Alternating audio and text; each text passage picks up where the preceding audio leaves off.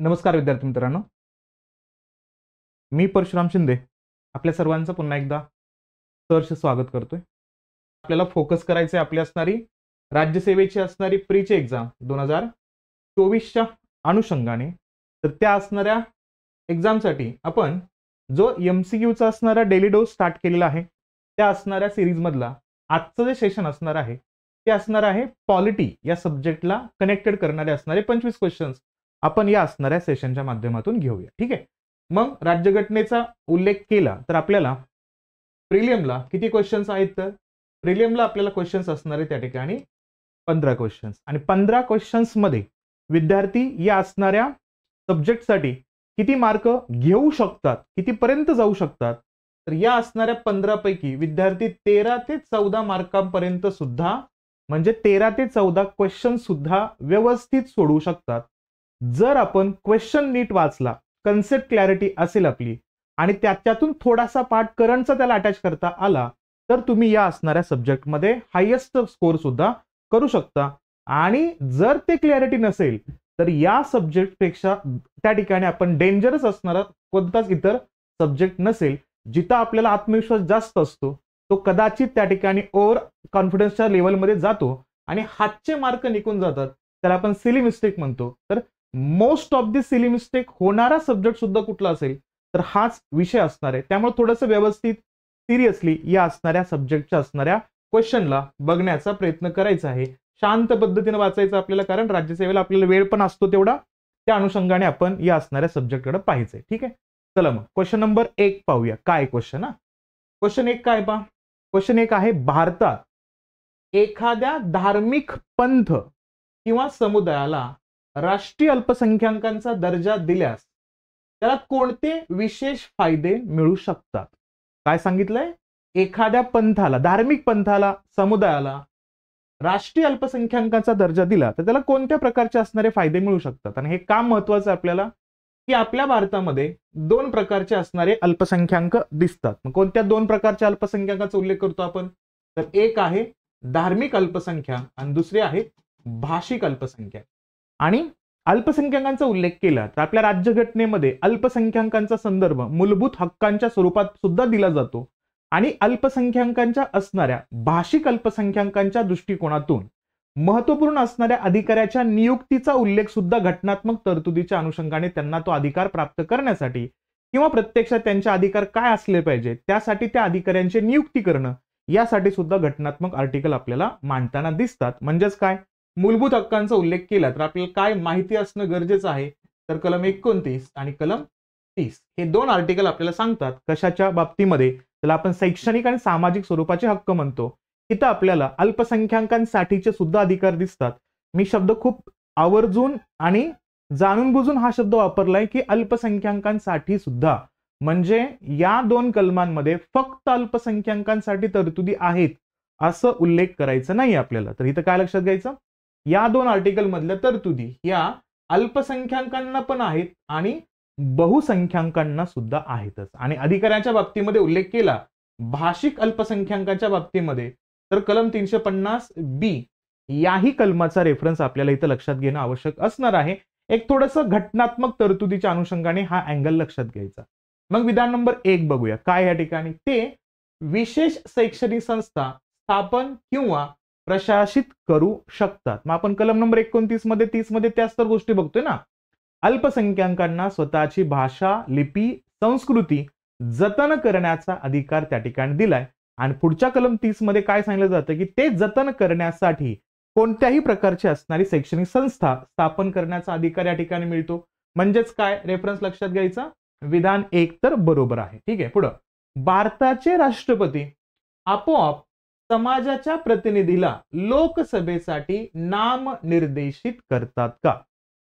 काय उल्लेख केलाय, अल्पसंख्याकांच्या बाबतीमध्ये रेफरन्स आला तर आपल्या भारतामध्ये राष्ट्रपती अल्पसंख्याकांच्या दृष्टिकोनातून नॉमिनेट करतात का, तर आपल्या राज्यघटनेच्या अंतर्गत असा कोणताच उल्लेख नाहीये जिथं अल्पसंख्याकांच्या असणाऱ्या समुदायाला अल्पसंख्याक म्हणून अनाऊन्स केलं भारतामध्ये. जसं आता आपण 2012-13 नंतरचा एक रेफरन्स पाहिला तर आपल्याला दिसतं की जैन समुदाय जो त्या कॅटेगरीमध्ये ऍड झालेला आहे. अशा आत्ता सध्याच्या कंडिशनमध्ये भारतात अल्पसंख्याक टोटल संख्या आहे 6. मग त्या असणाऱ्या जैन समुदायासाठी मग लोकसभेअंतर्गत नॉमिनीज असणारी भूमिका राष्ट्रपतींच्या माध्यमातून झाली का? नाही. आपल्या असणाऱ्या व्यवस्थेमध्ये फक्त कोणासाठी असणारा रेफरन्स नॉमिनीच्या अनुषंगाने दिला जातो, तर त्यासाठी आपण 2 आर्टिकल डिस्कस करतो ना. कोणता? Article number 331. कोणते 2 आर्टिकल असतील? आर्टिकल नंबर 331 आणि आर्टिकल नंबर 333. हे 2 आर्टिकल काय सांगतात? पहिलं आर्टिकल सांगतं ते म्हणजे लोकसभेत अँग्लो इंडियन्सला, कोणाला? अँग्लो इंडियन्सला नॉमिनेट केलं जाऊ शकतं, म्हणजे त्यांच्यासाठी रिझर्वेशन असेल. आणि 333 सांगतं की विधानसभेत सेम कोणाला? अँग्लो इंडियनला नॉमिनीज करता येणार आहे. त्या अनुषंगाने ह्या 2 तरतुदीमध्ये फक्त अँग्लो इंडियन आहे. आणि कंबाईनच्या असणाऱ्या मेन्समध्ये आणि आय थिंक प्रीला सुद्धा प्रश्न हा विचारला होता की भारतीय राज्यघटनेमध्ये अँग्लो इंडियनची व्याख्या देण्यात आलेली आहे का? मग सिंपल काय लक्षात घ्यायचं, जसं मी आपल्या प्रत्येक लेक्चरमध्ये सुरुवातीला सांगत असतो विद्यार्थ्यांना की लेक्चरच्या सुरुवातीपासून एंड पर्यंत 2 आर्टिकल कधीच विसरायचे नाहीत, कारण हे आर्टिकल आपल्याला कंटिन्युअसली मदत करणार आहेत. मग कोणते 2 आर्टिकल? मग इथं लक्षात घ्यायचं आर्टिकल नंबर 366, आर्टिकल नंबर 367. मग काय आर्टिकल नंबर 366? 366 सांगतो डेफिनेशन ऑफ ऑल टर्म्स. जेवढे टर्म आपल्या राज्यघटनेमध्ये आहेत का त्यांची व्याख्या कलम 366 मध्ये मांडलं जातं. आणि याच स्वरूपातून असणारा मुद्दा लक्षात घेत असताना काय विचारात घ्यायचं आपल्याला की त्या व्याख्येचा असणारा अर्थ समजून घेण्यासाठी पुढचं कलम येतं, कलम 367. याला म्हणतो आपण या ठिकाणी इंटरप्रिटेशन ऑफ ऑल टर्म्स. म्हणजे त्या असणाऱ्या शब्दांचा अर्थ सांगण्याचं असणारं कलम कोणतं असेल? 367. मग आपल्या भारत राज्यघटनेमध्ये अँग्लो इंडियनची व्याख्या दिलेली आहे का? तर येस, दिली. म्हणजे कशामध्ये? आर्टिकल 366 चे असणारे उपकलम 2 अंतर्गत आपण या असणाऱ्या अँग्लो इंडियनची व्याख्या बघतो. म्हणून लक्षात घ्यायचं की इथं नामनिर्देशित व्यवस्था अल्पसंख्याकांचा नाही, फक्त अँग्लो इंडियनचा आहे. अँग्लो इंडियनच्या बाबतीमध्ये पण काय आपण बघितलं होतं की 104 क्रमांकाची घटना दुरुस्ती झाली. कधी? 2019 ला. आणि कलम 334 चा वापर करून रिझर्वेशन 10 वर्षानं वाढवण्यात आलं. पण हे वाढवत असताना कोणाला त्या ठिकाणी इग्नोर केलं, म्हणजे कोणाचा विचारच झाला नाही त्याच्यामध्ये? अँग्लो इंडियनच्या रिझर्वेशनला 10 वर्ष कॅरी फॉरवर्ड करण्याचा प्रयत्न त्याच्यामध्ये झालेला नाहीये. याच्या पाठीमागचं कारण म्हणजेच काय? तर लोकसभेमध्ये या प्रश्नाचं उत्तर देत असताना मंत्र्यांनी सांगितलं की संपूर्ण भारतामध्ये अँग्लो इंडियनची एकूण लोकसंख्या ही जवळपास 11,000च्या आसपास आहे. त्यामुळे एवढ्या लोकसंख्येसाठी 2 जागा देणं लोकसभेसाठी हे योग्य नाहीये. त्या अनुषंगानं काय केलं? अँग्लो इंडियनचा उल्लेख या ठिकाणी करताना दिसत नाहीत. फक्त कोणाचा उल्लेख आहे? मग अँग्लो इंडियनचा आहे, अल्पसंख्याकांचा रेफरन्स येत नाही, म्हणून विधान 2 चुकीचं आहे. विधान 3 काय सांगतं? पंतप्रधानांच्या 15 सूत्री कार्यक्रमातून त्याचा फायदा होऊ शकतो अल्पसंख्याकांसाठी. होऊ शकतो का? तर यस. अल्पसंख्याक कम्युनिटी बद्दल आपल्याला ते लक्षात ठेवावंच लागेल की आपल्या भारतामध्ये या असणाऱ्या अल्पसंख्याकांचा उल्लेख केला तर पीएमचा असणारा 15 पॉइंट प्रोग्राम हा खूप मोठ्या पद्धतीमध्ये चर्चेमध्ये येतो. तो काय आहे थोडक्यात फक्त लक्षात घ्या. कशाचा? PM 15 point program. हा जो प्रोग्राम आहे का हा भारतामध्ये लॉन्च करण्यात आला 2005 ला. म्हणजेच काय? जेव्हा युपीए गव्हर्नमेंटचा असणारा फेस होता ना, म्हणजे मनमोहन सिंग साहेबांच्या कार्यकालामध्ये हा मुद्दा स्टार्ट झाला होता. कुठला? PM 15 points program. आणि याच्यामध्ये काय असतं माहितीये का की जेवढ्या असणाऱ्या योजना मग सेंटर स्पॉन्सर करत असेल किंवा सेंटर सेक्टर्ड स्कीम असतील, या सगळ्या असणाऱ्या योजनांमध्ये अल्पसंख्याकांच्या वाट्याला 15% असणारा योजनेतील रक्कम, 15% असणारी योजनेतल्या तरतुदी, त्या प्रोव्हिजन्स हे त्यांच्या वाट्याला आल्या पाहिजेत. हा विचार प्रखरतेनं केला पाहिजे. पहिल्या लॉटमध्ये हा रेफरन्स या ठिकाणी येतो. नंतर पाहिलं या ठिकाणी तर रेफरन्स येतो कुठलं येतं? जर एखाद्या असणाऱ्या जिल्ह्यामध्ये जर नियर अबाउट 25% असणारी लोकसंख्या जर अल्पसंख्याक कम्युनिटीची असेल तर त्या असणाऱ्या डिस्ट्रिक्टला काय म्हणून अनाऊन्स केलं जाईल या ठिकाणी? तर त्याला अनाऊन्स केलं जाईल या ठिकाणी मायनॉरिटीज कॉन्सन्ट्रेटेड डिस्ट्रिक्ट्स. म्हणजेच काय लक्षात घ्यायचं? मायनॉरिटी कॉन्सन्ट्रेटेड डिस्ट्रिक्ट्स म्हणजे MCDs अशा नावाचा उल्लेख या ठिकाणी केला जाणार आहे. किमान एवढे मुद्दे लक्षात ठेवा. स्कीम कधीची आहे? 2005 आहे आणि त्या अनुषंगाने अल्पसंख्याकांना अधिकार दिले जातात. पंतप्रधानांच्या असणाऱ्या 15 पॉइंटच्या प्रोग्रामच्या माध्यमातून फायदा होतो का? तर यस होतो. म्हणजे उत्तर काय असेल इथं? अल्पसंख्याकांच्या समुदायाच्या बाबतीमध्ये रेफरन्स मांडला तर लक्षात ठेवायचं विधान 1 आणि विधान 3 हे 2 असणारे विधान आपल्याला बरोबर दिसतात. उत्तर काय असेल मग? कोणते विधान बरोबर आहे असा क्वेश्चन आहे. फक्त 1, 2 आणि 3, 1 आणि 3 का सर्व बरोबर? तर उत्तर असेल ऑप्शन नंबर 3 चा रेफरन्स या ठिकाणी येतो. फक्त 1 आणि 3 बरोबर आहे हे इथं लक्षात ठेवायचंय. क्वेश्चन नंबर 1 चा रेफरन्स आपल्याला या पद्धतीनं बघायचं. ठीक आहे. यस, आय थिंक समजलं असेल. जेवढा काही मी त्याचा ओव्हरऑल असणारा व्ह्यूज तुमच्या समोर मांडला त्या गोष्टी आपल्याला माहिती असणं गरजेचं आहे. मला कमेंट बॉक्समध्ये फक्त तुम्ही सांगा बघू, member of parliament local area development. Okay, काय म्हणतोय मी? Member of parliament local area development, ज्याची मूळ व्यवस्था विचार करण्यात आला होता भारतामध्ये 1994 ला. तो खूप मोठ्या पद्धतीने ऍक्टिव्ह झाला 1996-97 पासून. या स्कीम मध्ये एखादा एरिया जर अल्पसंख्याक समुदायांच्या अनुषंगाने असेल तर त्यांच्यासाठी जी रक्कम मेंबर ऑफ पार्लमेंट जिल्हाधिकाऱ्यांना देणार आहे त्या रकमेपैकी किती टक्के रक्कम या अल्पसंख्याकांच्या एरियांच्या विकासासाठी या असणाऱ्या डिस्ट्रिक्ट कलेक्टरनं इन्व्हेस्ट करणं गरजेचं आहे. तो पर्सेंटेज मला कमेंट बॉक्समध्ये उत्तर द्या, कारण याच्यावरती आयोगाचा प्रश्न विचारून झालेला आहे. हे तुम्ही मला सांगणार आहात कमेंट बॉक्समध्ये. कुठला? Member of parliament local area development स्कीमच्या अनुषंगाने तो क्वेश्चन मी तुम्हाला विचारतोय. ठीक आहे. चला क्वेश्चन नंबर 2 बघा काय. जेव्हा वार्षिक केंद्रीय अर्थसंकल्प लोकसभेत मंजूर होत नाही, म्हणजे काय लक्षात घ्यायचं? हा मुद्दा येतोय कशावरती? कपात प्रस्तावावरती. म्हणजे जेव्हा बजेट मांडला जातो तेव्हा कपात प्रस्ताव मांडला जातो. जेव्हा मागण्यांवरती मतदान घ्यायचं असतं त्या स्टेजमध्ये कपात प्रस्ताव मांडला जातो. आणि या कपात प्रस्तावाच्या अंतर्गत पाहिलं तर आपल्याला 3 कपात प्रस्तावाचा उल्लेख या ठिकाणी दिसतो. ज्याला काय म्हणतो आपण इथं?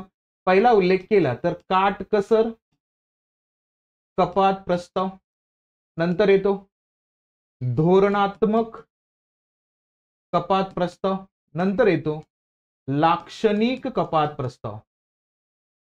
कपात प्रस्ताव इथं रेफरन्स काय लक्षात घ्यायचा या ठिकाणी? जर संपूर्ण बजेटमध्ये काही रक्कम कमी करावी असा जेव्हा विरोधी गट विनंती करतो तेव्हा त्याला म्हणतात काटकसर कपात प्रस्ताव.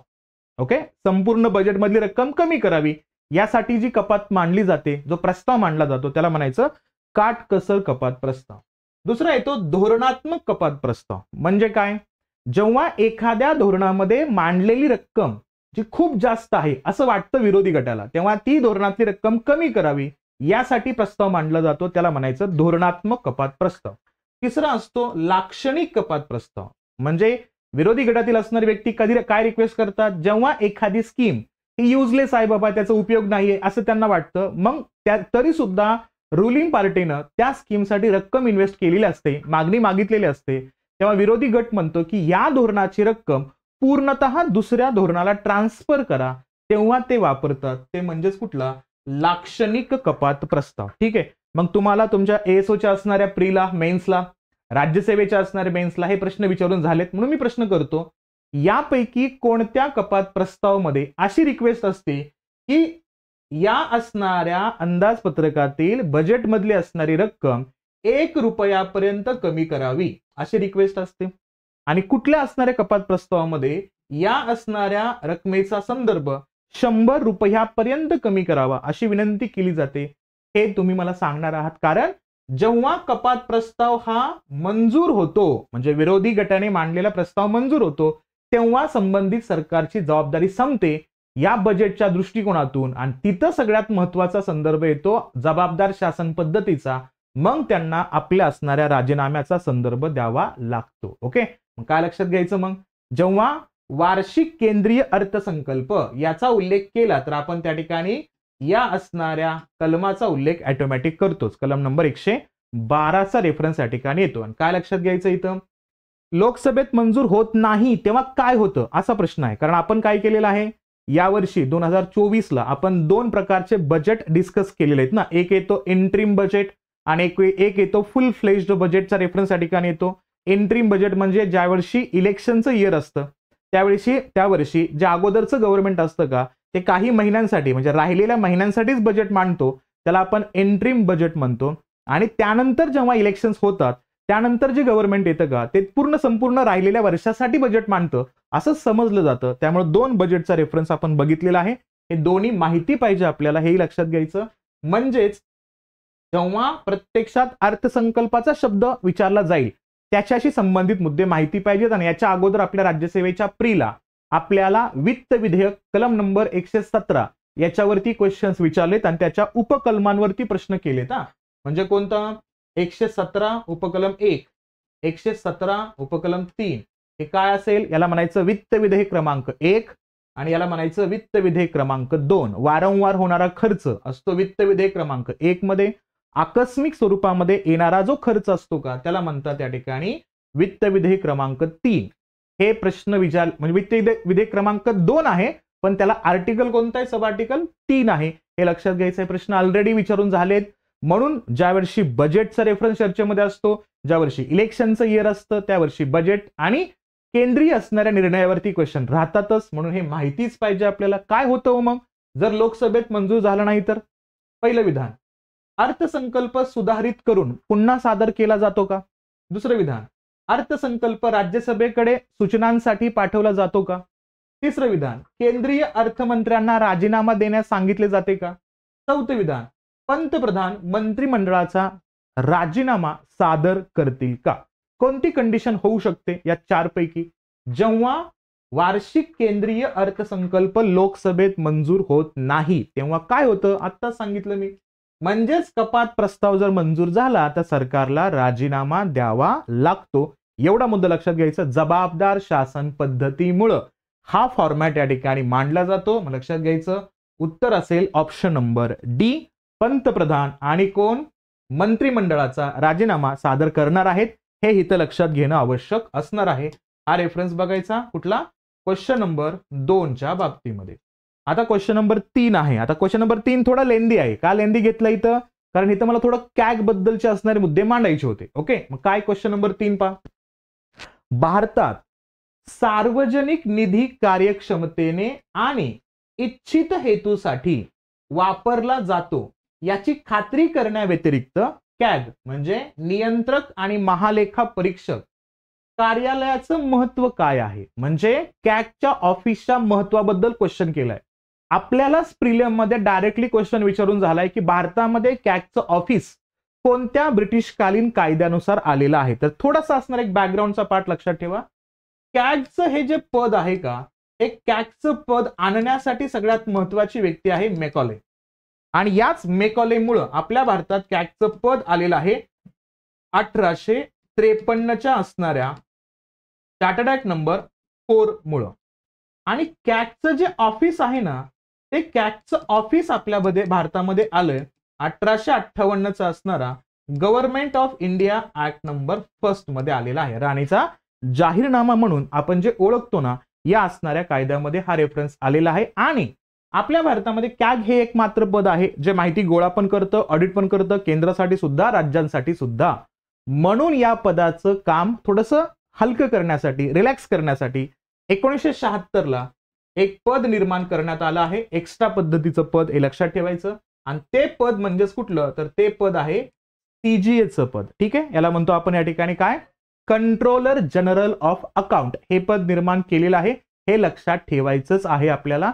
आणि अजून एक महत्वाचा मुद्दा, कॅगचं वेतन हे कोणाप्रमाणे असलं पाहिजे? त्यासाठी आपल्या संसदेनं कॅगच्या वेतन व भत्त्यांच्या अनुषंगाने एक कायदा तयार केला. तो कधीचा कायदा आहे? तर तो कायदा आहे 1971चा. हे इयर एमसीक्यू टाईपचे असणारे एक्झाम पेपरमध्ये लागतात म्हणून माहितीच पाहिजे आपल्याला. कॅगचं वेतनाचा असणारा संदर्भ त्यासाठीचा अधिनियम आहे 1971चा. आणि इथं सांगितलंय की सुप्रीम कोर्टाच्या न्यायाधीशाप्रमाणे कॅगला वेतन मिळणार आहे. मग तो असणारा वेतनाचा रेफरन्स लक्षात घ्यायचा. सर न्यायाधीशासारखा नाहीये, इतर न्यायाधीशांसारखा आहे. मग तुमच्यापैकी मला कुणी उत्तर देऊ शकतं का? सध्याला कॅगचं वेतन किती आहे? मी ऑप्शन देतो. 2,85,000 पहिला ऑप्शन कॅगचं वेतन. दुसरं ऑप्शन 2,80,000. तिसरं ऑप्शन 2.5 लाख.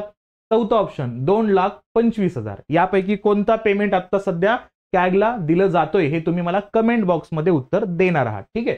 मग चला या कॅगच्या कार्यालयाचं महत्व काय आहे ते विधानांच्या माध्यमातून बघूया आपण. काय पहा, जेव्हा भारताचे राष्ट्रपती राष्ट्रीय आणीबाणी किंवा आर्थिक आणीबाणी घोषित करतात तेव्हा कॅग संसदेच्या वतीने तिजोरीवर नियंत्रण ठेवतो का? कॅगचं असणारं नियंत्रण तिजोरीवरती असतो का कधी? आपल्याला माहिती आहे की या पद्धतीचा रेफरन्स कधीच नसतो. कॅगचं नियंत्रण नसतं. कॅग फक्त काय करत असतो? ऑडिट करण्यासाठी काम असतो. भले तिथं इमर्जन्सी असेल, इकॉनॉमिकल इमर्जन्सी जरी त्या ठिकाणी अनाऊन्स केली असेल 360च्या दृष्टिकोनातून, तरी सुद्धा कॅगचा रोल तिजोरीवर नियंत्रण ठेवायचा नसतो. हे लक्षात ठेवायचं आपल्याला. ठीक आहे. विधान 2 काय बघा, मंत्रालयाद्वारे प्रकल्प किंवा कार्यक्रमाच्या अंमलबजावणीवर कॅगच्या अहवालावर लोकलेखा समितीद्वारे चर्चा केली जाते का? तर यस, कॅग जे 3 प्रकारचे अहवाल तयार करतो का त्यातले 2 अहवाल तो कोणाला देतो? तर तो देतो याच लोकलेखा समितीला, आणि 1 अहवाल देतो तो कोणाला देतो? या ठिकाणी सार्वजनिक उपक्रम समितीला देतो.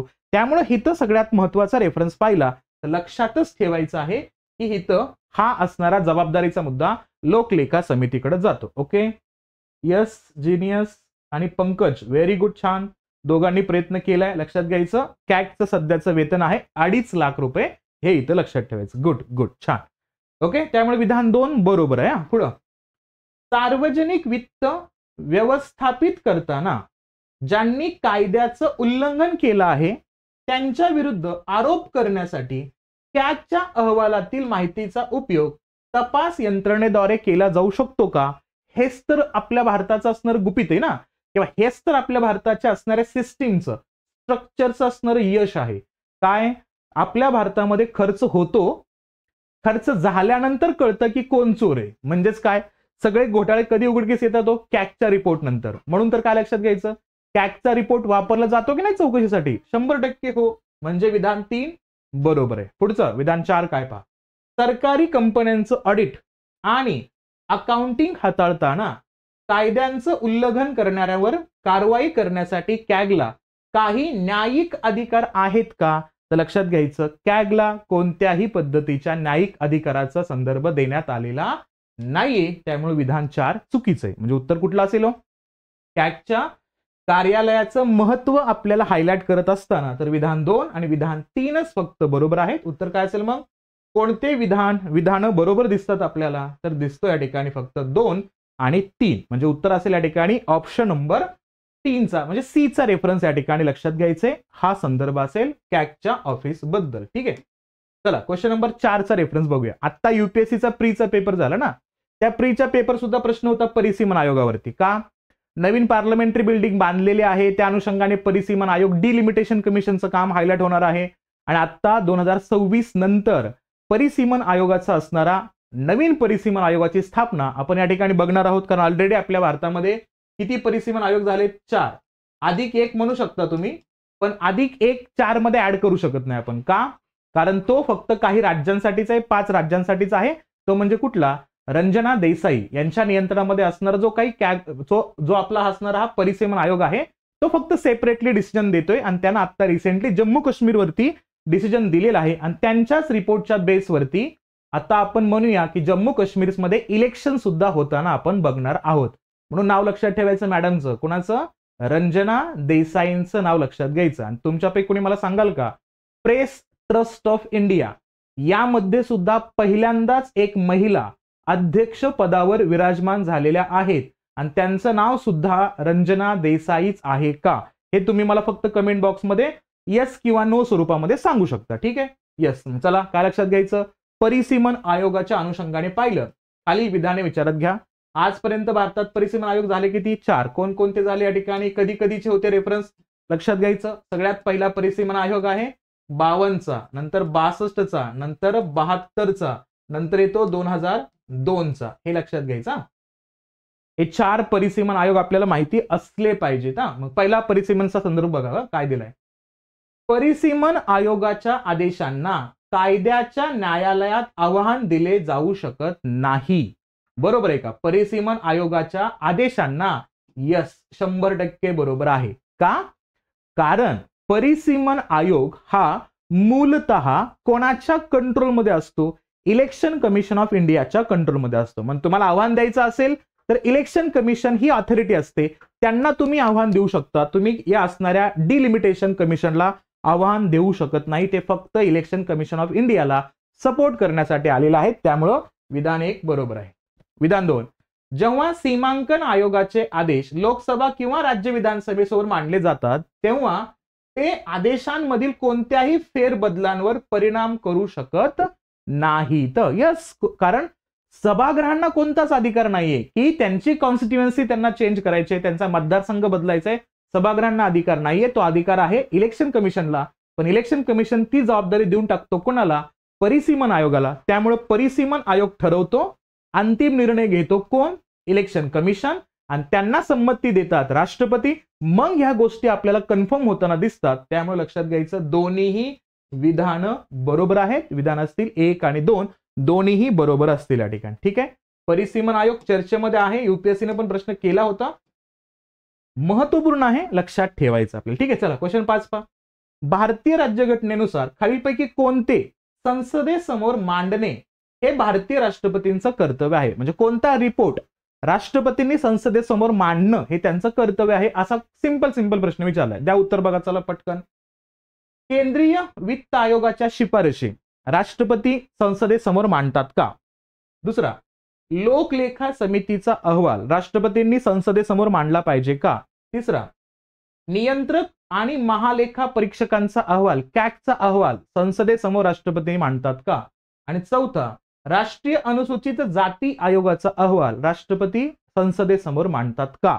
तर लक्षात घ्यायचं कोणकोणते असणारे रिपोर्ट राष्ट्रपती मांडतात. केंद्रीय वित्त आयोगाचा शिफारशींचा उल्लेख जर बघितला आपण तर 100% 281 कलमाचा उल्लेख या ठिकाणी येतोय, तर त्यांना राष्ट्रपतींनाच मांडावा लागतो. तो एक रेफरन्स आहेच इथं, कारण हा वित्त आयोग 281 कलमानुसार राष्ट्रपतींकडे रिपोर्ट देतो, राष्ट्रपती ते संसदेसमोर मांडतात. लोकलेखा समितीचा अहवाल नसतो, कारण लोकलेखा समितीचा अहवाल जातो लोकसभेसमोर. कोणासमोर जातो? लोकसभेसमोर. त्याच्यामुळे काय लक्षात घ्यायचं? लोकलेखा समितीचा अहवाल राष्ट्रपतींच्या कार्यक्षेत्रांतर्गत येत नाही. पुढं कॅगचा अहवाल 100% मांडावा लागतो त्या ठिकाणी. राष्ट्रीय अनुसूचित जाती आयोगाचा रेफरन्स बघितला तर यस तो पण मांडावा लागतो. म्हणजेच काय फक्त चुकीचं आहे? लोकलेखा समिती याच्यामध्ये येणार नाहीये, म्हणजे फक्त 2 याच्यामध्ये अपवाद असेल. उत्तर काय असेल मग या ठिकाणी? 1, 3 आणि 4 बरोबर असणार आहे. उत्तर असेल या ठिकाणी ऑप्शन नंबर सी चा रेफरन्स इथं लक्षात ठेवायचा आपल्याला. ठीक आहे. क्वेश्चन नंबर 5 चा अँगल आपण याच्यामध्ये बघितला. क्वेश्चन नंबर 6 काय बघा. बऱ्याच वेळा ब्रिटिशकालीन कायद्याशी संबंधित क्वेश्चन असतातच आपल्याला प्रीला, त्यामुळं तो क्वेश्चन व्यवस्थित अटेम्प्ट करता आला पाहिजे. क्वेश्चन काय पहा. भारतीय राज्यघटनेतील केंद्र आणि राज्यांमधील अधिकारांचं वितरण या योजनेत दिलेल्या योजनेवर भर आहे. म्हणजे अधिकारांचं वितरण कोणत्या योजनेच्या माध्यमातून प्राप्त झालंय हा प्रश्न विचारलाय. केंद्र आणि राज्यांच्या अधिकारांची विभागणी कोणता असणारा कायदा करतो? पहिला मॉर्लेमिंटो रिफॉर्म्स 1909 चा करतो का? पुढं मॉन्टेग्यू चेम्सफोर्ड रिफॉर्म्स 1919 चा करतो का अधिकारांची विभागणी? का भारत सरकारचा कायदा 1935 चा करतो? का भारत स्वातंत्र्याचा कायदा 1947 चा करतो? कोणता कायदा या ठिकाणी आपल्याला दिसतो? तो म्हणजे केंद्र आणि राज्यांमधील असणारे अधिकार या ठिकाणी सॅग्रिगेट करतो. शब्द लक्षात घ्यायचं. जिथं जिथं केंद्र आणि राज्यांच्या अधिकाराचा संदर्भ येतो ना, तिथं एक शब्द लक्षात घ्यायचा फक्त, तो म्हणजे काय? Autonomous status. कोणत्या कायद्यानुसार स्टेटला देण्यात आला? म्हणजे काय? स्वायत्ततेचा अधिकार. कोणता कायदा देतो तेव्हा स्टेटला स्वतःचे अधिकार मिळणार आहेत, अदरवाईज स्टेटला त्यांचे अधिकार मिळू शकत नाहीयेत. मग लक्षात घ्यायचं यासाठी येतात सगळ्यात पहिल्यांदा कोण? मोतीलाल नेहरूंचा रिपोर्ट, नंतर येतो सायमन कमिशनचा रिपोर्ट, आणि त्याच्यावर बेस्ड आहे 1935 चा कायदा. आपल्या भारतात राज्यांना ऑटोनॉमस दर्जा दिला, स्वायत्ततेचा अधिकार दिला, म्हणजे स्वतःचे निर्णय स्वतः घेण्याचा अधिकार दिला, तर तो कायदा आहे 1935 चा. उत्तर असेल आपलं ऑप्शन नंबर सी. कोणता? भारत सरकारचा कायदा 1935. हे लक्षात घ्यायचं. बऱ्याच वेळा वाटू शकतं आपल्याला 1919 चा कायदा आहे, कारण विषयांची विभागणी झाली, खाते वाटप करण्यात आलं, राज्यांच्या अधिकारांचा पण संदर्भ आला, पण तरी सुद्धा ते उत्तर नाहीये. हे लक्षात घ्यायचं. ऑटोनॉमस स्टेटस लक्षात ठेवायचं आपल्याला. हा रेफरन्स या ठिकाणी असणार आहे. ठीक आहे. चला क्वेश्चन नंबर 7 बघूया. काय बघा. हा क्वेश्चन आहे डीपीएसपी बद्दल आहे, मार्गदर्शक तत्वांबद्दल. काय पहा, खूप सोपा प्रश्न आहे, तुम्ही लगेच उत्तर देणार आहात मला. भारतीय राज्यघटनेत नमूद केल्याप्रमाणे राज्य धोरणाच्या निर्देशक तत्वांतर्गत खालील तरतुदींचा विचार करा. भारतातील नागरिकांसाठी समान नागरी संहिता सुरक्षित करणे, युनिफॉर्म सिव्हिल कोडचा रेफरन्स येतोय. नंबर 2चा ग्रामपंचायतीचं आयोजन करायचंय. नंबर 3 ग्रामीण भागात कुटीर उद्योगांना चालना द्यायचंय. नंबर 4 सर्व कामगारांसाठी वाजवी विश्रांती आणि सांस्कृतिक संधी सुरक्षित करणे आहे. तर प्रश्न असा आहे, वरीलपैकी कोणती गांधीवादी तत्वे राज्य धोरणाच्या निर्देशक तत्वांमध्ये परिवर्तित होतात? कोणते असणारे तत्व वरचे जे दिलेत ना, त्या असणाऱ्या तत्वांचा उल्लेख तुम्ही गांधीवादी तत्वाच्या अनुषंगाने करता, असा प्रश्न सरळ सरळ विचारलाय. मग आपल्याला माहितीये काय की समान नागरी संहिता, युनिफॉर्म सिव्हिल कोडचा उल्लेख केला तर याचा रेफरन्स येतो कुठं? तर बुद्धिवादी तत्वांमध्ये, ज्याला आपण उदारमतवादी तत्व म्हणून सुद्धा ओळखतो, तर त्या अंतर्गत जातो, म्हणजे कलम 44 चा रेफरन्स. म्हणजे तो गांधीवादीमध्ये येत नाही. उत्तर तर लगेच मिळालं आपल्याला, पण तरी पण बघूया पुढचं काय रेफरन्स येतो. ग्रामपंचायतीच्या आयोजनाचा उल्लेख केला, कलम 40 प्रॉपरली गांधीवादी तत्व आहे, कारण मी तुम्हाला एक शब्द सांगितला होता, खेड्यांकडे चला, हा गांधींचा असणारा विचार लक्षात ठेवायचा आपल्याला. ठीक आहे. पुढं ग्रामीण भागात कुटीर उद्योगांना चालना देणे, कुटीर उद्योगांचा रेफरन्स म्हणजे काय? गांधीजींचा चरखा लक्षात ठेवायचा, गांधीजी कुटीर उद्योगांबद्दल बोलतात, कलम 43 चा रेफरन्स. नंतर सर्व कामगारांसाठी वाजवी विश्रांती आणि सांस्कृतिक संधी सुरक्षित करणे, याचा उल्लेख केला तर त्यांना कामाच्या ठिकाणी मानवी वातावरण प्रदान करणे, हा त्याचा अर्थ होतो. म्हणजे तो येतो कलम नंबर 42. म्हणजेच रेफरन्स येतो तो म्हणजेच कुठला असेल या ठिकाणी? तर समाजवादी तत्व आहे तो.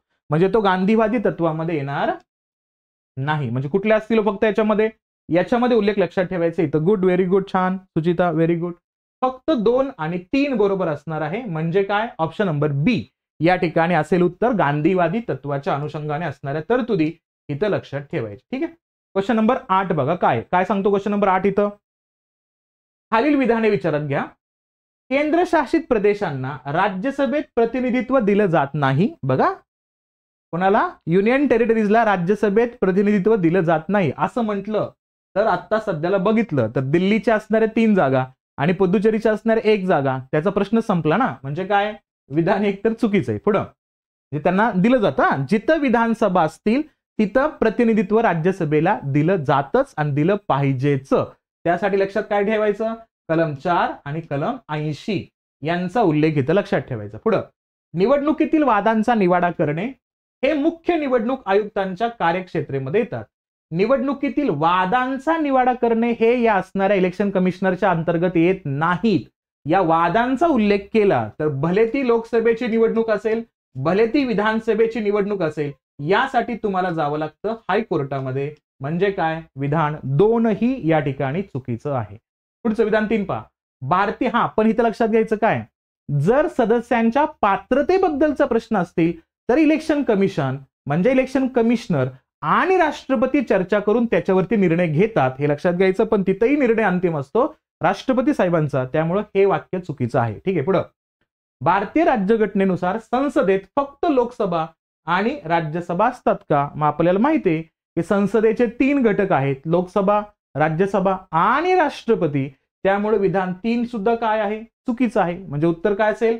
यापैकी कोणतंही विधान बरोबर नाही, हेही हित लक्षात घेणं आवश्यक असणार आहे. रेफरन्स येतो क्वेश्चन नंबर 8 चा उत्तर ऑप्शन नंबर डी चा उल्लेख. चला क्वेश्चन नंबर 9 या ठिकाणी डिस्कस करूया. काय बघा क्वेश्चन नंबर 9. लोकसभा अध्यक्षांच्या कार्यालयाबाबत 2024 युपीएससी प्री जवळपास 6 प्रश्न त्यांनी लोकसभेवरती विचारलेत, म्हणजे संसदेवरती विचारलेत. का? इलेक्शनचं इयर आहे, त्यामुळे प्रश्न याच्यावरती शक्यता जास्त दाट आहे. आणि एक लक्षात घ्यायचं, आपल्याला प्रश्न सुद्धा विचारले जाणार आहेत, ते सुद्धा संसदीय व्यवस्थेवरती जास्त, आणि महाराष्ट्राचे पण इलेक्शन्स आहेत म्हणून भाग 6 वरती पण जास्त क्वेश्चन असणार आहेत. पुढं लोकसभा अध्यक्षांच्या कार्यालयाबाबत खालील विधाने विचारात घ्या. पहिलं विधान, ते किंवा तो किंवा ती राष्ट्रपतींच्या मर्जीने पद धारण करतात. काय सांगायचंय? प्रत्यक्षात या ठिकाणी राष्ट्रपतींच्या मर्जीवरती लोकसभेच्या अध्यक्षांचा कार्यकाल असतो का? काही संबंध नाही. ओके, कारण तिथं रेफरन्स येतो सभागृहाच्या बहुमताचा. ठीक आहे. बहुमत कोणतं असेल त्या ठिकाणी? तर साध्या बहुमताचा उल्लेख आपण करतो. तो किंवा तिने त्याच्या किंवा तिच्या निवडणुकीच्या वेळी सभागृहाचा सदस्य असण्याची गरज नाही, परंतु त्याच्या किंवा तिच्या निवडीच्या तारखेपासून 6 महिन्याच्या आत सभागृहाचा सदस्य होणे हे आवश्यक आहे. बघा, जेव्हा आपण स्पीकर बद्दल बोलतो ना, स्पीकर बद्दल एवढी क्लॅरिटी नाहीये. म्हणजे काय, तो कदाचित तिथला मेंबर नसला तरी चालतो, 6 महिन्यामध्ये त्याने मेंबरशिप त्या ठिकाणी दिली पण जाऊ शकते. पण एक वाक्य असं आहे की सदस्यांपैकी असणारा एक व्यक्ती कोण असेल, तर तो व्यक्ती होतो स्पीकर. म्हणजे पहिल्यांदा तो कोण पाहिजे, पहिल्यांदा तो सदस्य पाहिजे. म्हणून या ठिकाणी विधान नंबर 2 चुकीचा होतो, हे लक्षात घ्यायचा. वाक्य खूप महत्वाचे असतात, लक्षात ठेवायचं, कारण आपण फ्लो मध्ये त्या ठिकाणी उत्तर देऊन टाकतो. असं करायचं नाही आपल्याला. ठीक आहे, पुढं. जर तो किंवा तिचा राजीनामा द्यायचा असेल तर त्याच्या किंवा तिच्या राजीनाम्याचे पत्र उपसभापतींना पाठवलं पाहिजे का? मग प्रत्यक्षात या ठिकाणी लोकसभेचे अध्यक्ष म्हणजे सभापती म्हणून आपण, ते प्रत्यक्षात उपसभापतीला म्हणजे उपाध्यक्षांना पाठवतात का? यस. रेफरन्स लक्षात घ्यायचं, हे तर बरोबरच आहे ना. त्यांना राजीनामा द्यावा लागतो. कोणाला द्यावा लागतो? ते राजीनामा देतात त्यांच्या नियंत्रणाच्या अंतर्गत असणाऱ्या उपसभापतींना. म्हणजे उत्तर काय असेल? फक्त बरोबर, फक्त 3 हे उत्तर बरोबर असणार आहे. स्मिता यांनी उत्तर दिलेले बरोबर. व्हेरी गुड, छान. ओके, 9व्या नंबरचं क्वेश्चनचं उत्तर असेल ऑप्शन नंबर 2. ठीक आहे, क्वेश्चन नंबर 10 पहा काय दिला. 10चा रेफरन्स हा बऱ्याच वेळा आपल्या एमपीएससीने विचारलेला आहे. तोच क्वेश्चन मी उचलला या ठिकाणी, कारण थोडा रिव्हिजन व्हावा आपल्याला. पीवायक्यूचा अँगल याच्यामध्ये असतो म्हणून क्वेश्चन घेतलाय. काय पहा, भारतीय राज्यघटनेतील खालीलपैकी कोणत्या तरतुदींचा शिक्षणावर परिणाम होतो? शिक्षणावर परिणाम होतो अशा कोणत्या तरतुदी आहेत? मग कोणत्या तरतुदी? राज्य धोरणाची मार्गदर्शक तत्वे. डीपीएसपी मध्ये चेंजेस झाले तर त्याचा इम्पॅक्ट शिक्षणावरती होतो का? यस. डीपीएसपी मध्ये आर्टिकल आहे ना आपला, कुठला रेफरन्स येतो? Article number 45. म्हणजे रेफरन्स येतो त्या ठिकाणी विधान 1 बरोबर आहे. पुढं, ग्रामीण आणि शहरी स्थानिक संस्था. ग्रामीण आणि शहरी स्थानिक संस्थेचा संदर्भ हा शिक्षणाशी संबंधित असतो का? कारण तो स्थानिक प्रश्न आहे शिक्षण, त्यामुळे तो त्या संस्थांसोबत जोडला जातो. म्हणजे काय, या संस्थांना सुद्धा शिक्षणाचे अधिकार देणं आवश्यक असतात. त्यामुळे 2 सुद्धा बरोबर आहे. पुढं, 5वी अनुसूची 6वी अनुसूची याचा उल्लेख केला तर 5व्या अनुसूचीमध्ये आणि 6व्या अनुसूचीमध्ये कोणाचा उल्लेख येतो? तर आदिवासी म्हणजे अनुसूचित प्रदेश 5व्यामध्ये, 6व्यामध्ये आदिवासी प्रदेशांचा आहे. हा उल्लेख क्लिअरली प्रदेशांच्या असणाऱ्या घोषणेसंदर्भात असतो आणि तिथल्या असणाऱ्या अनुसूचित जाती जमातीच्या असणाऱ्या लोकसंख्येबद्दल असतो. म्हणून हे दोन्ही मुद्दे या ठिकाणी असणार नाहीत. मग रेफरन्स येतो कुठला या ठिकाणी? 7वी अनुसूची. तर विषयाच्या सूचीमध्येच तर शिक्षण हा विषय ना, मग शिक्षण या विषयाचा उल्लेख केला तर तो 1976च्या असणाऱ्या 42व्या घटना दुरुस्तीपर्यंत याच कलम 246च्या अनुषंगाने परिशिष्ट 7 अंतर्गत जेव्हा बघतो आपण, तेव्हा तो पहिल्यांदा राज्य सूचीमध्ये होता. तो याच घटना दुरुस्तीनं कुठं टाकण्यात आला? तो समवर्ती सूची अंतर्गत टाकण्यात आलाय. त्यामुळे साहजिक आहे 7व्या अनुसूचीचा उल्लेख सुद्धा या ठिकाणी येणार आहे. म्हणजे काय लक्षात घ्यायचं? उत्तर असेल ऑप्शन नंबर सी. बघा बरं का. हा बघा, तुम्ही सगळ्यांनी उत्तर अटेम्प्ट करण्याचा प्रयत्न केला पण घाईमध्ये शेवटचं वाक्य वाचलं नाही तुम्ही. कोणतं? 7वी अनुसूची असेल का नाही? तर 7वी अनुसूची सुद्धा असणार आहे, कारण विषय सूचीमध्ये विषय असणार आहे का नाही मुळात. तर त्याच विषयाचा इम्पॅक्ट जाणला का नाही? अगोदर राज्य सूचीकडे होता, राज्याचा अधिकार होता, समवर्तीमध्ये आलाय म्हणजे दोघांचा अधिकार झाला ना. आता केंद्राचा पण अधिकार झाला आणि राज्यांचा सुद्धा अधिकार झाला. म्हणून उत्तर असेल 10व्याचं ऑप्शन नंबर 3चं उत्तर असेल. हे इथं लक्षात ठेवायचं. ठीक आहे, चला क्वेश्चन नंबर 11चा रेफरन्स बघूया. काय पहा, भारतातील सार्वजनिक वित्तांवर संसदीय नियंत्रणाच्या खालीलपैकी कोणत्या पद्धती आहेत? सार्वजनिक वित्तांवर संसदीय नियंत्रण थोडासा डिफिकल्ट क्वेश्चन आहे, पण अटेम्प्ट करण्याचा प्रयत्न करूया. काय बघा, विधान 1चा रेफरन्स या ठिकाणी येतो. काय बघा विधान 1, संसदेसमोर वार्षिक आर्थिक विवरण सादर करणे. संसदेसमोर हा असणारा पाठ संसदीय नियंत्रणाच्या अनुषंगाने सार्वजनिक वित्ताच्या दृष्टिकोनातून हा मांडला जातो का? यस. प्रत्येक वर्षाच्या अनुषंगाने हा असणारा पाठ मांडणं गरजेचंच आहे ना. ज्यालाच तर म्हणतो आपण वार्षिक आर्थिक वित्तीय विवरण पत्रकाचा उल्लेख या ठिकाणी येतो. म्हणजे 112 कलमाचा रेफरन्स येतो का? तर यस. ओके, पुढचा मुद्दा, विनियोग विधेयक मंजूर झाल्यानंतरच भारताच्या एकत्रित निधीतून पैसे काढले जातात. बजेटचा सगळ्यात महत्वाचा रेफरन्स येतो. जोपर्यंत विनियोग विधेयक मंजूर होत नाही तोपर्यंत बजेट मंजूर होत नाही. म्हणजेच कलम 114 सुद्धा मंजूर करून घ्यावा लागतो का? तर यस, बरोबर आहे. पुढं, पूरक अनुदान आणि मतपत्रिकेवरील असणाऱ्या तरतुदी याचाही रेफरन्स या असणाऱ्या सार्वजनिक वित्तासोबत जोडला जातो का? यस, कारण पूरक अनुदान याचा उल्लेख केला तर कलम नंबर 115 हाही रेफरन्स बजेटच्याच अनुषंगाने सार्वजनिक वित्तासोबतच जोडला जातो. हे पण बरोबर आहे. चौथं विधान पहा. संसदीय अर्थसंकल्प कार्यालयाद्वारे समष्टी आर्थिक अंदाज आणि खर्चाविरुद्ध सरकारच्या कार्यक्रमाचा नियतकालिक किंवा किमान मध्य वर्षाचा आढावा संसद वित्त विधेयकाच्या अनुषंगाने मांडताना दिसतो का? तर लक्षात घ्यायचं, प्रत्येक तरतूद कशाच्या अनुषंगाने? या असणाऱ्या आर्थिक अंदाजाच्या अनुषंगाने खर्चाच्या असणाऱ्या विरुद्धच्या किंवा खर्चाशी संबंधित असणाऱ्या कार्यक्रमाचं विवरण त्यांना मांडावं लागतंच. म्हणजे काय लक्षात घ्यायचं या ठिकाणी? विधान 4 सुद्धा या ठिकाणी बरोबर असणार आहे, हे लक्षात घ्यायचं. थांबा, पण काय लक्षात घ्यायचं या ठिकाणी?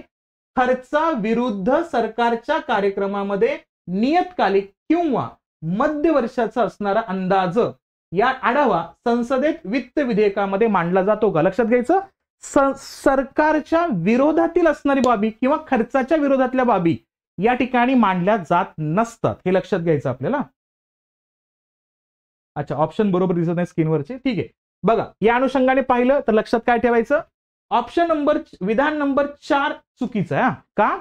कारण इथं उल्लेख काय केलाय बा? संसदीय अर्थसंकल्प कार्यालयाद्वारे समष्टी आर्थिक अंदाज आणि खर्चाविरुद्ध सरकारच्या कार्यक्रमाचा नियतकालिक किंवा किमान मध्य वर्षाचा आढावा हा संसदेत मांडला जातो. आढावा मध्य वर्षाचा असेल किंवा किमान संदर्भ असेल तो संसदेसमोर मांडायची आवश्यकता नसते, कारण मुळात तो संदर्भ येतो नंतर शेवटी जेव्हा कॅग प्रत्यक्षात तो रिपोर्ट देत असतो तेव्हा. म्हणून विधान 4 ह्या ठिकाणी चुकीचं आहे. ओके, याच्यामध्ये 5वं विधान प्रिंट झालं नाहीये. ते म्हणजेच काय की अंदाजपत्रक पूर्णतः 75 दिवसांच्या कालावधीमध्ये मंजूर होणं अपेक्षित आहे. बरोबर आहे का? अंदाजपत्रक आपल्या भारतामध्ये 75 दिवसांच्या कालावधीमध्ये मंजूर केला जातो का? तर लक्षात घ्यायचं, यासाठी ब्रिटिशकालीन कायदा आहे 1931चा आणि त्याच कायद्यानुसार मांडलेला आहे. किती या ठिकाणी? तर 75 दिवसामध्ये तो असणारा संदर्भ या असणाऱ्या प्रोसेसला कंप्लीट करणं गरजेचं असणार आहे. म्हणून विधान 5 बरोबर आहे. फक्त कोणतं चुकीचं आहे? 4 चुकीचं आहे, हे लक्षात घ्यायचं. त्यामुळे उत्तर कुठलं असेल? ऑप्शन नंबर 1 या ठिकाणी उत्तर असेल. 1, 2, 3 आणि 5 बरोबर आहे. सर्व विधानांचा रेफरन्स या ठिकाणी येत नाहीये, हे थोडंसं लक्षात घ्यायचं. ठीक आहे, ओके. हे काय करतो मी, हे थोडंसं पीपीटीस तुम्हाला देऊन टाकतो आपल्या असणाऱ्या टेलिग्राम चॅनलवरती. मग तुम्हाला हे क्वेश्चन्स थोडेसे व्यवस्थित बघता येतील. ऑप्शन तुम्हाला दिसत नाही म्हणताय ना, ते त्याच्यामध्ये असेल. मी पुढचे क्वेश्चन थोडे झूम करतो, ते तुम्ही बघू शकता. ठीक आहे, चला क्वेश्चन नंबर 12चा उल्लेख करूया. काय बा क्वेश्चन नंबर 12 या ठिकाणी? 12 सांगतो की खालील विधाने विचारात घ्या. पहिलं विधान, लोकसभेत विधेयक मांडूनच भारतीय राज्यघटनेतील दुरुस्तीची सुरुवात केली जाऊ शकते. बघा काय प्रश्न आहे, लोकसभेतच विधेयक मांडावं लागतं का? घटना दुरुस्ती करायची असेल तर घटना दुरुस्ती विधेयक लोकसभेतच मांडावं लागतं का? असा सरळ सरळ त्याचा अर्थ होतो. म्हणजे काय लक्षात घ्यायचं, घटनेत दुरुस्ती करायची असेल तर लोकसभा राज्यसभा असा फरक नसतो, कोणत्याही सभागृहात तुम्ही मांडू शकता. म्हणजे विधान 1 तर पूर्णतः चुकीचं आहे. आणि घटना दुरुस्ती विधेयक जेव्हा मांडायचं असतं तेव्हा राष्ट्रपतींची परवानगी सुद्धा आवश्यक नसते, हे पण लक्षात ठेवायचं. जर अशी दुरुस्ती घटनेच्या संघीय स्वरूपामध्ये बदल करू इच्छित असेल तर त्या दुरुस्तीला भारतातील सर्व राज्यांच्या विधानसभेची मान्यता देखील आवश्यक असते का? लक्षात घ्यायचं, घटना दुरुस्तीच्या बाबतीमध्ये राज्यांचा संदर्भ काहीही एक नसतो, त्यामुळे पूर्णतः उल्लेख या ठिकाणी केंद्राचाच राहतो. म्हणून लक्षात घ्यायचं, मान्यतेची आवश्यकता त्या ठिकाणी नसते. म्हणजे काय हो, दोन्हीही विधानं या ठिकाणी चुकीची आहेत, कुठलंच विधान बरोबर नाहीये. व्हेरी गुड, व्हेरी गुड, छान. अरे वा, हकुना मटाट आलेले आहेत. ठीक आहे, नंतर आहे स्मिता, त्यांनी पण उत्तर बरोबर दिले. गुड, छान. ठीक आहे, क्वेश्चन नंबर 12चं उत्तर असेल ऑप्शन नंबर डी चा उल्लेख. चला क्वेश्चन नंबर 13चा उल्लेख करा, व्यवस्थित उत्तर द्या बघू मला. खालील विधाने विचारात घ्या. भारताचे अटर्नी जनरल डॅश डॅश करू शकतात. अटर्नी जनरल काय काय करू शकतो? तो अटर्नी जनरलचा उल्लेख केला तर आपण कोणत्या आर्टिकलचा रेफरन्स या ठिकाणी घेतो? Article number 76चा. ओके, आणि हे एकमात्र पद आहे ज्या पदाचं वेतन व भत्ते स्वतः राष्ट्रपती निश्चित करतात, संसदेला त्याचा अधिकार नसतो. हे पण इथं लक्षात घेण्याचा प्रयत्न आपल्याला करायचा आहे. ठीक आहे, मग बघा काय, लोकसभेच्या कामकाजात भाग घेतात का ते? पहिला रेफरन्स कुठला? लोकसभेच्या कामकाजात भाग घेतात का? यस, घेतात. लोकसभेच्या समितीचे सदस्य होऊ शकतात का? कोण? अटर्नी जनरल लोकसभेच्या समितीचे सदस्य होऊ शकतात का? तर यस. अटर्नी जनरल लोकसभेत बोलू शकतात का? तर यस. अटर्नी जनरल लोकसभेत मतदान करू शकतात का? तर आपल्याला माहिती आहे या साहेबांवरती रिस्ट्रिक्शन एवढंच आहे की ते लोकसभेत मतदान करू शकत नाहीत. माझं अजून एक 5वं विधान तुम्ही सांगा बघू. अटर्नी जनरल कोणत्याही न्यायालयात बसू शकतात का? आणि अटर्नी जनरल कोणत्याही न्यायालयामध्ये जेव्हा एखादं सजेशन द्यायचं असतं तेव्हा अटर्नी जनरल न्यायालयाला सजेशन देऊ शकतात का? येस किंवा नो एवढं मला उत्तर सांगणार आहात. म्हणजे काय लक्षात घ्यायचं? उत्तर काय असेल इथं? ऑप्शन नंबर सी 1, 2 आणि 3 बरोबर असणार आहे. क्वेश्चन नंबर 13चा रेफरन्स आपल्याला या पद्धतीने बघायचं. ठीक आहे. क्वेश्चन नंबर 14 बघा. काय? आर्थिक न्याय. काय? आर्थिक न्याय घटनेची उद्दिष्ट भारतीयांपैकी एक म्हणून आहे. आर्थिक न्याय कोणत्या तरतुदींमध्ये सांगितलं जाते? घटनेच्या अंतर्गत असणाऱ्या मुद्द्यांबद्दल विचारलं जाते. मग कोणत्या तरतुदीमध्ये सांगितलं जातं आर्थिक न्याय? प्रस्तावना आणि मूलभूत अधिकारामध्ये आर्थिक न्याय आहे का? राज्य धोरणाची प्रस्तावना आणि मार्गदर्शक तत्वामध्ये आर्थिक न्यायाचं तत्व आहे का? मूलभूत अधिकार आणि राज्य धोरणाच्या असणाऱ्या मार्गदर्शक तत्वामध्ये आर्थिक न्यायाचं तत्व आहे का? वरीलपैकी कशामध्येच आर्थिक न्यायाचं तत्व दिसत नाही? हा प्रश्न लक्षात घ्यायचा. हा मगाचं उत्तर येस आहे बरं का. बरोबर आहे. अटर्नी जनरल कोणत्याही न्यायालयात प्रेझेंट राहू शकतात आणि तिथे जर सल्ला त्यांना विचारला तर ते सल्ला सुद्धा देऊ शकतात. हे लक्षात ठेवायचंय. जर याचा रेफरन्स बघायचा असेल तर लक्षात घ्यायचं कावेरी नदीचा जलवाटपाचा विवाद तुम्ही वाचा, तुम्हाला त्याच्यावरचा असणारा रेफरन्स कळून येईल. ठीक आहे. ओके. आर्थिक न्यायाचं तत्व कोणत्या ठिकाणी कोणत्या अधिकारातून आपल्याला स्पष्ट होतं? राज्य धोरणाची प्रस्तावना आणि मार्गदर्शक तत्वांमध्ये, प्रस्तावनेमध्ये आणि मार्गदर्शक तत्वामध्ये आपल्याला दिसतात. म्हणून हे लक्षात ठेवायचं. Very good. छान. स्मितांनी उत्तर बरोबर दिलेल्या ठिकाणी गुड. छान. कुठला असेल? ऑप्शन नंबर बी चा रेफरन्स या ठिकाणी लक्षात ठेवायचा. चला क्वेश्चन नंबर 15 बघूया. काय बा क्वेश्चन नंबर 15 या ठिकाणी उल्लेख येतोय बघा. खालील विधाने विचारत घ्या. केंद्रातील मंत्री परिषद एकत्रितपणे संसदेला जबाबदार. आता हा प्रश्न इतक्या वेळा विचारलाय ना आयोगानं, तरी मास्तर प्रश्न घेतोय. म्हणजे हा प्रश्नाची क्लॅरिटी आपल्याला असली पाहिजे की केंद्रातील मंत्री परिषद एकत्रितपणे संसदेला जबाबदार असतात का ते लोकसभेला जबाबदार असतात? लक्षात घ्यायचं. कधीच संसद म्हणायचं नाही. ते असतात लोकसभेला जबाबदार. ते एकत्रितपणे लोकसभेला जबाबदार असतात. हा रेफरन्स या ठिकाणी आपल्याला येताना दिसणार आहे. म्हणजे लक्षात काय घ्यायचं? याचा उल्लेख केला तर कोणत्या कलमाच्या अनुषंगाने हा रेफरन्स लक्षात ठेवायचंय? कलम नंबर 75. याला म्हणतो आपण त्या ठिकाणी सामुदायिक जबाबदारी आणि ते वैयक्तिकरित्या जबाबदार असतात राष्ट्रपतींना. हे पण लक्षात ठेवायचं. ठीक आहे. पुढे विधान 2 पहा. भारताच्या राष्ट्रपतींच्या मर्जीने केंद्रीय मंत्रीपद धारण करतील. मग राष्ट्रपतींच्याच मर्जीच्या अनुषंगाने केंद्रीय मंत्रिपदाचा असणारा उल्लेख या ठिकाणी येतो का? तर यस, पूर्णतः त्यांच्याच मर्जीवर डिपेंडेबल असतात गोष्टी. कारण पीएमचा कार्यकाल सुद्धा राष्ट्रपतींच्याच असणाऱ्या मर्जीवर डिपेंड असतो. हे पण इथं लक्षात ठेवायचे. विधान 3. पंतप्रधान कायदेविषयक प्रस्तावांबद्दल राष्ट्रपतींशी संवाद साधतील का? काय? पंतप्रधान कायदेविषयक प्रस्तावांबद्दल राष्ट्रपतींशी संवाद साधू शकतात का? हो, साधू शकतात ना. कारण पंतप्रधान व मंत्रिमंडळाचा सल्ला घेऊनच राष्ट्रपतींनी काम करावं अशी तर अपेक्षा आहे ना. त्यामुळे हे विधान बरोबर आहे. म्हणजे कुठलं उत्तर असेल? ऑप्शन नंबर बी चा रेफरन्स या ठिकाणी येतोय. व्हेरी गुड हकुना मटाटा. Smita very good. छान. कुठलं उत्तर असेल? ऑप्शन नंबर बी या ठिकाणी क्वेश्चन नंबर 15चा असेल. चला पटकन थोडं फास्ट घेऊया आपण. काय बा क्वेश्चन 16. खाली विधान विचारत घ्या. राज्यसभेचे सभापती आणि उपसभापती हे त्या सभागृहाचे सदस्य नसतात. काय रेफरन्स येतोय? राज्यसभेचे सभापती आणि उपसभापती हे त्या सभागृहाचे सदस्य नसतात. चुकीचं आहे ना. कारण उपसभापती तर हे सभागृह सदस्य असतातच की. सभापतींचा उल्लेख केला तर ते पदसिद्ध अध्यक्षांचा संदर्भ येतो. म्हणजेच कोणाचा उल्लेख येतो या ठिकाणी? म्हणजेच येतो या ठिकाणी उपराष्ट्रपतींच्या असणाऱ्या पदाचा संदर्भ याच्यामध्ये मांडला जातोय. मग तिथं येतो कलम नंबर 69 आणि 89 यांच्या अनुषंगाने त्या ठिकाणी ते उपराष्ट्रपती असतात म्हणून सभापती असतात. पण उपसभापती तर कुठले असतात? त्या सदस्यांचाच असणारा भाग असतात त्या ठिकाणी. कारण बहुमत प्राप्त व्यक्ती उपसभापती होतो. त्यामुळे विधान 1 तर चुकीचं आहे. ठीक आहे. विधान 2 पहा.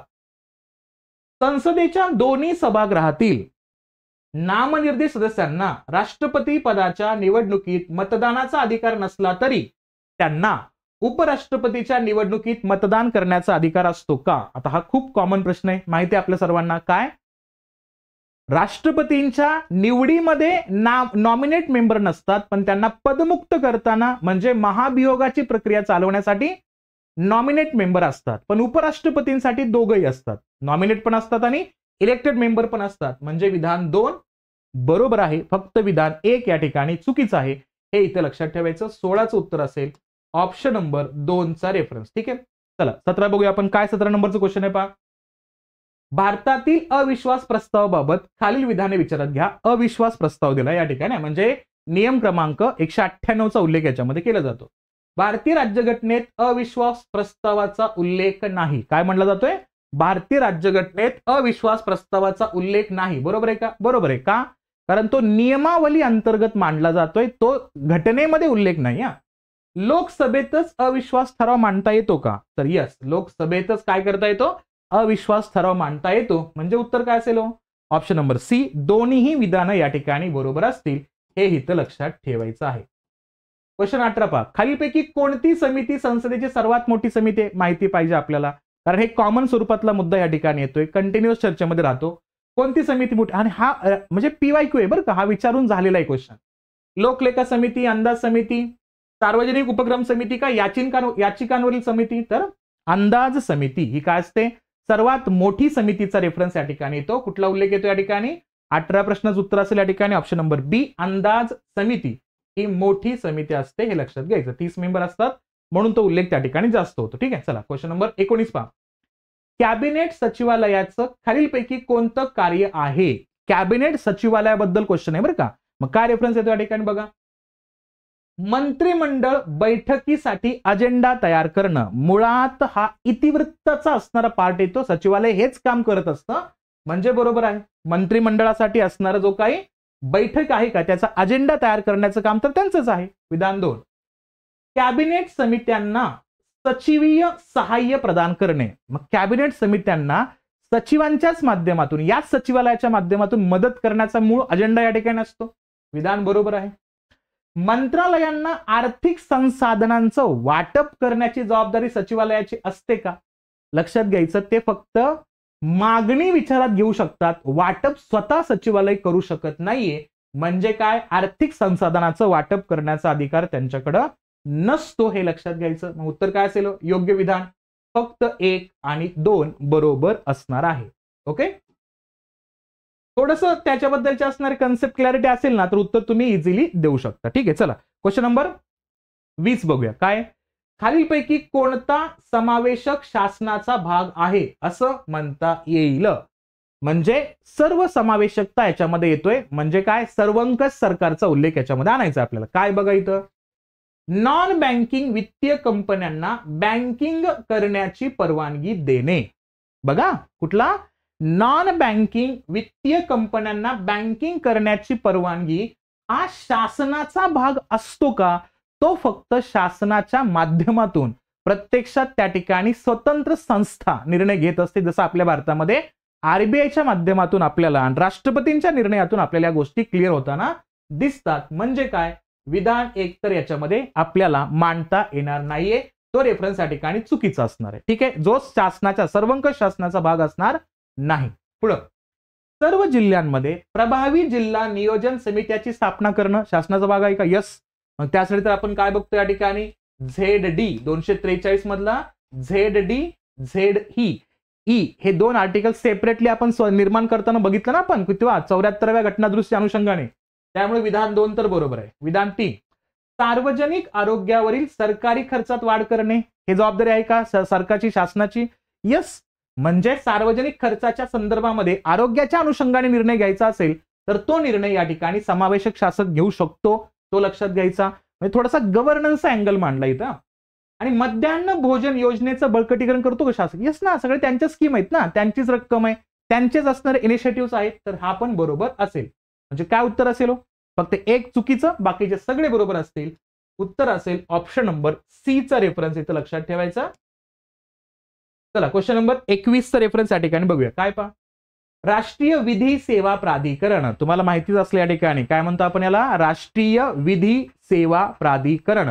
म्हणजे हे काय आहेत, ट्रायब्युनल आहेत. कशासाठीचे असणार आहे, हे ज्युडिशियल कंडिशनसाठी आपल्या भारतामध्ये मोफत न्यायदानाचा संदर्भ आणला जातो. त्यासाठी कलम आहे 39 कॅपिटल ए. त्या अंतर्गत आपल्याला हा मोफत न्यायदानाचा मुद्दा येतो. म्हणून हे विधी सेवा प्राधिकरण येताना दिसतात. यासाठीचा असणारा कायदा आहे आपल्या भारतामध्ये 1987चा. ठीक आहे, मग काय देते बघा उत्तर या ठिकाणी. समान संधींवर आधारित समाजातील दुर्बल घटकांना मोफत आणि सक्षम कायदेशीर सेवा प्रदान करणे हा त्याचा उद्देश आहे का. यस, 39 तेच तर सांगतोय ना. पुढं, हे राज्य विधी सेवा प्राधिकरणांना कायदेशीर कार्यक्रम योजना देशभरात लागू करण्यासाठी मार्गदर्शक तत्वे जारी करतात का. तर हो.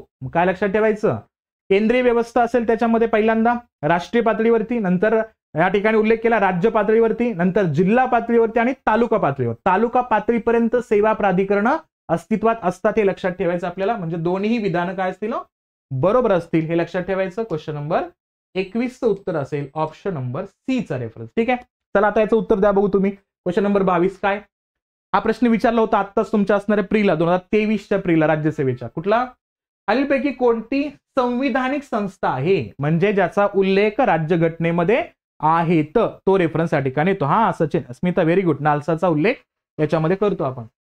संविधानिक संस्था म्हणजे घटनेत त्याचा उल्लेख आहे, घटनेत तरतुदी आहेत त्याच्या. मग कोणता उल्लेख या ठिकाणी येतोय सांगा बघू पटकन. चला, राष्ट्रीय मानवाधिकार आयोग याचा उल्लेख आपल्या राज्यघटनेअंतर्गत आहे का. दुसरा, केंद्रीय माहिती आयोग त्याचा उल्लेख राज्यघटनेअंतर्गत आहे का.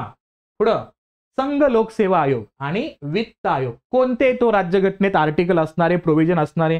फक्त शेवटचे दोन दिसतात आपल्याला, लोकसेवा आयोग आणि वित्त आयोग. उत्तर असेल ऑप्शन 3 आणि 4. मानवाधिकार आयोगाचा आणि केंद्रीय माहिती आयोगाचा उल्लेख नाहीये. त्यांच्यासाठी कायदे तयार करण्याचा प्रयत्न झालाय, म्हणजे ते वैधानिकचं स्वरूप त्या ठिकाणी आपण मांडू शकतो, पण ते संविधानिक नाहीत हे पण लक्षात ठेवायचं. ठीक आहे, क्वेश्चन नंबर 23 अतिशय महत्वाचा मुद्दा. काय, मला सांगा, मला आज महाराष्ट्रातून एखाद्या दुसऱ्या राज्यात फिरायला जायचंय, तर मला एंट्री करताना त्या दुसऱ्या राज्यामध्ये त्या राज्याची परमिशन घ्यावी लागते का. मग तुम्ही आत्ता उत्तर हो म्हणाल, नाही म्हणाल, पण काय लक्षात घ्यायचं, ब्रिटिश जेव्हा होते ना त्यावेळेस एक सगळ्यात महत्वाचा कायदा आला होता. कधीचा, 1873चा. याला म्हणायचं बेंगॉल फ्रंटियर ऍक्ट. आणि यानुसार बेंगॉल फ्रंटियर झोन मध्ये एंट्री करण्यासाठी सुद्धा परमिट लागत होतं. त्यालाच म्हणायचं इनर लाईन परमिट.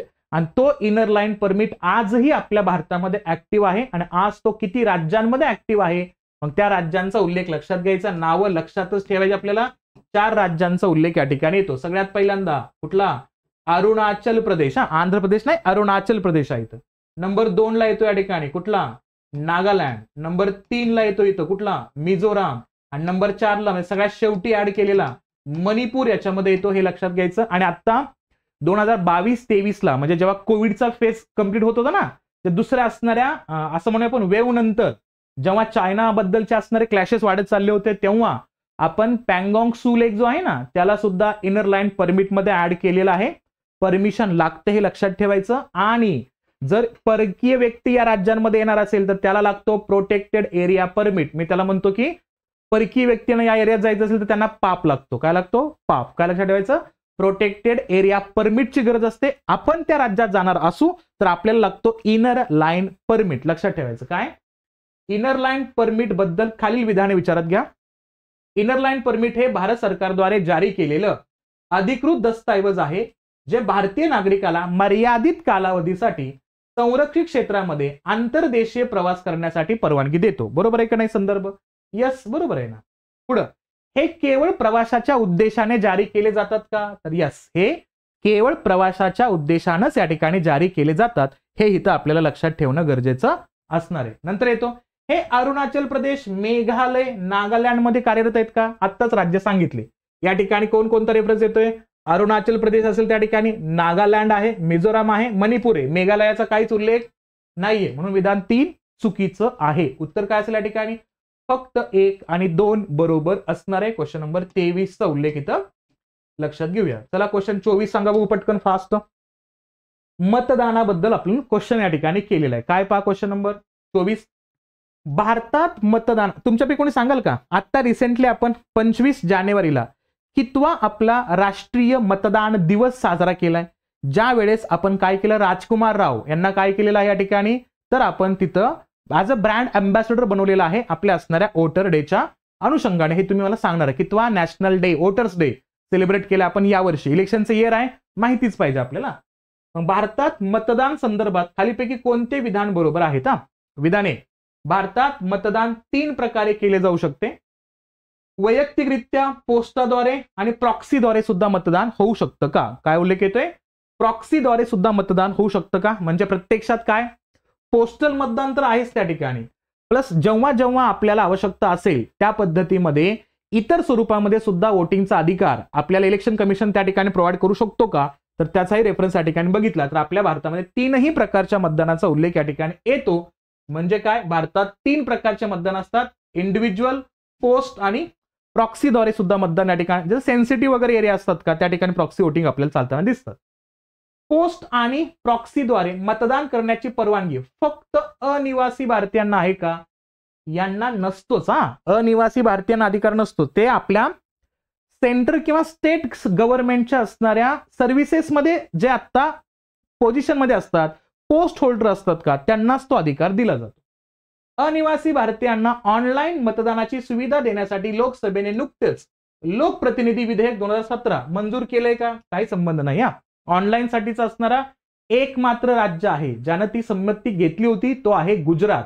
आणि त्यानं घेतली होती कशासाठी? महानगरपालिकेच्या असणाऱ्या इलेक्शनच्या अंतर्गत. पण तोही प्रॉपर वे मध्ये त्यांनी लागू केला नव्हता, हे पण लक्षात घ्यायचं आपल्याला. ओके, फक्त त्याने डेमो स्वरूपामध्ये लागू केला होता. उत्तर काय असेल मग? फक्त 1 या ठिकाणी बरोबर असणार आहे. ठीक आहे, ओके. चला शेवटचा क्वेश्चन घेऊया आपण. Question number 25. न्यायमूर्ती BN श्रीकृष्ण समिती, हे तुम्हाला माहिती आहे, मी जास्त काय बोलत नाही याच्यावरती. अनेकदा बातम्यांमध्ये पाहिले जाते, ते कशाशी संबंधित आहे? तो न्यायमूर्ती BN श्रीकृष्ण समितीचा उल्लेख येतोय पहा. जीएसटीच्या महसुलीतील तुटीचा आढावा घेण्यासाठी, डेटा संरक्षणासाठी, वित्तीय जबाबदारी आणि बजेट व्यवस्थापनासाठी का लोकपालाच्या तरतुदीच्या अनुषंगाने तुम्ही हे नाव ऐकलेलं आहे. न्यायमूर्ती BN श्रीकृष्ण समितीचा उल्लेख केला तर त्यांचा उल्लेख होता डेटा संरक्षणाच्या अनुषंगाने असणार. म्हणून तुम्ही सगळ्यांनी आता सध्याला ब्रॉडकास्टिंग बिल सुद्धा मंजूर होताना बघितलेला आहे, त्याचा एक अँगल थोडासा लक्षात ठेवण्याचा प्रयत्न करायचा आहे. तर असे असतील आपले हे 25 क्वेश्चन. ठीक आहे. जे विद्यार्थी नवीन पॅटर्नच्या अनुषंगाने तयारी करतायत त्यांच्यासाठी ऑप्शनल सब्जेक्ट खूप महत्वाचा आहे. आणि त्या ऑप्शनल सब्जेक्टसाठी म्हणजे UPSC करत असाल, MPSC 2025चा नवीन पॅटर्न करत असाल, तर त्यासाठी ऑप्शनल सब्जेक्ट तुम्हाला चूज करावा लागतो, ज्याच्यामध्ये 500 मार्कांची तयारी आहे. सोबतच GS मधला एखादा पेपर जर ओव्हरलॅप होत असेल तर ते अतिउत्तम आहे.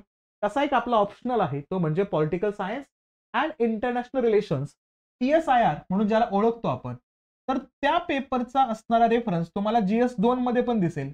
म्हणजे जो पॉलिटीचा असणारा पार्ट आहे का, त्याचे 250 मार्क हे या ऑप्शनलच्या तयारीमध्ये तुम्हाला ओव्हरलॅप होताना दिसतील.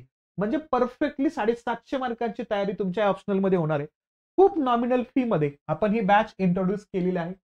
याचा फायदा तुम्हाला घेता येईल आणि ती बॅच तुम्ही जॉईन करू शकता. सर्वे भवंतु बॅच आहे आपली. जवळपास 400+ घड्याळी तासांचं असणारं अध्यापन आहे आपलं, टीचिंग आहे. तुम्हाला याच्यामध्ये स्टडी मटेरियल मिळणार आहे, मराठीतून असणारा डाटा मिळेल, UPSCचे मागचे क्वेश्चन्स पेपर इथं डिस्कस केले जातील, अपडेट होणाऱ्या पॅटर्नचा रेफरन्स त्याच्यामध्ये आणला जाईल, अपडेट न्यूज कव्हर केल्या जातील. म्हणजे सर्वंकष तयारी तुमची या असणाऱ्या ऑप्शनलसाठी या बॅचच्या माध्यमातून तुम्हाला करून दिली जाणार आहे. सोबतच जे विद्यार्थी राज्यसेवेची तयारी करतायत, ज्यांना GS 2 फक्त पॉलिटीचा रेफरन्स तयार करायचा आहे, त्यांच्यासाठी प्री आणि मेन्ससाठी पॉलिटीची बॅच अवेलेबल आहे. सोबतच जे राज्यसेवेसाठी तयारी करतायत त्यांच्यासाठी प्री मेन्सला करंट अफेअरची बॅच अवेलेबल आहे. सोबतच जे विद्यार्थी कंबाईन ग्रुप बी आणि ग्रुप सी याची प्रिपरेशन करतायत त्या विद्यार्थ्यांसाठी पॉलिटीची बॅच प्री आणि मेन्ससाठी अवेलेबल आहे. जे विद्यार्थी कंबाईन ग्रुप बी आणि ग्रुप सी साठी तयारी करतायत प्री आणि मेन्सला, त्यांच्यासाठीच करंट अफेअरची बॅच अवेलेबल आहे. सोबतच या असणाऱ्या सगळ्या बॅचेस तुम्हाला कुठे मिळतील तर आपलं दी अभ्युदय अकॅडमीचं असणारं ऍप्लिकेशन गुगल प्ले स्टोअर वरती जाऊन डाउनलोड करायचं आपल्याला. The Abhyudaya academy Google Play Store वरती जाऊन डाउनलोड करा आणि या असणाऱ्या एक्साइटिंग बॅचेस अवेल करायला स्टार्ट करा. ठीक आहे. खूप नॉमिनल फीजमध्ये आहेत. आणि हे सेशन आवडलं असेल तर लाईक करा, जास्तीत जास्त विद्यार्थ्यांपर्यंत शेअर करा आणि जर चॅनलवरती नवीन असाल तर सबस्क्राईब करायला विसरू नका. आणि अशाच नवीन नवीन सेशनला आपण घेऊन येऊया. तोपर्यंत काळजी घ्या आणि अभ्यास करत राहा. थांबूया इथं आपण. Thank you.